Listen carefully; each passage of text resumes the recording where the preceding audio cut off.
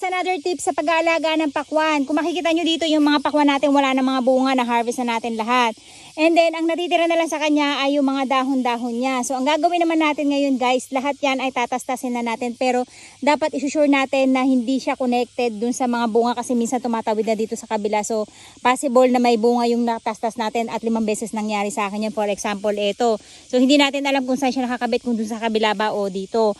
Ito yung para ma-priority naman natin guys, yung mga bagong sibol niyang, ayan, lumalabas dito sa baba kung saan ay mas magiging masarap at matamis yung bunga natin. Kung bakit kasi guys, kapag dito sa ibabaw nanggaling yung ating mga panibagong sanga and magbubunga sila na nasa ibabaw, ay napakatagal pa ng kanilang itatravel. Kaya yung magiging bunga natin ay medyo matabang na. Mga pataba na nilagay natin ay maghati-hati pa sila ng mga sanga and then magta-travel pa. And unlike na nandito siya sa baba guys, ay mapapalapit na yung mga minerals na idinilig natin. So hindi na sila kakalat.